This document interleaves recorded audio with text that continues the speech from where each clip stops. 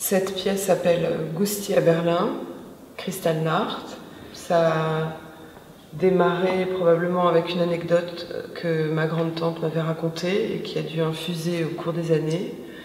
Le nom complet de la pièce c'est Gusti à Berlin, Kristallnacht, 9 et 10 novembre 1938.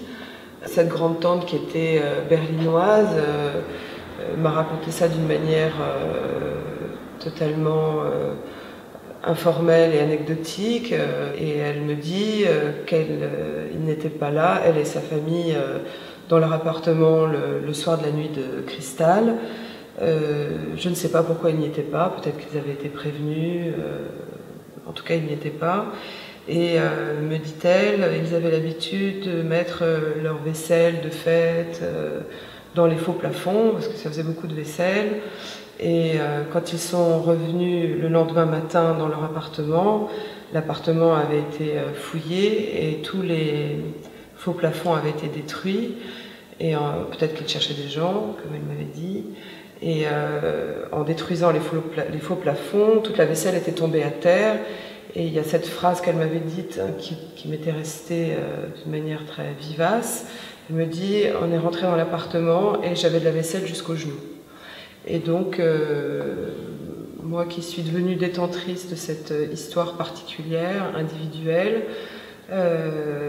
voilà, j'ai fait cette pièce de vaisselle brisée, de porcelaine blanche. Blanche parce que je ne sais pas comment était cette porcelaine et beaucoup de détails de cette histoire m'échappent. Et c'est aussi voilà, ce que ça symbolise, c'est-à-dire tout ce qu'on ne sait pas.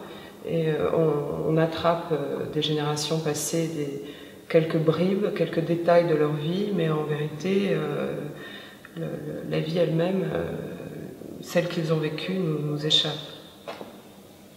Quand j'ai fini cette pièce, j'ai voulu continuer sur cette histoire et j'ai fait ces deux pièces qui sont la continuité de la première et qui mettent la porcelaine comme en suspension.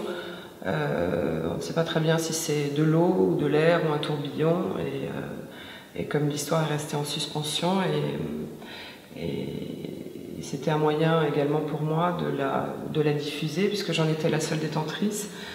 J'ai appris bien après avoir fait ces pièces que même la fille de Gusti ne connaissait pas cette histoire.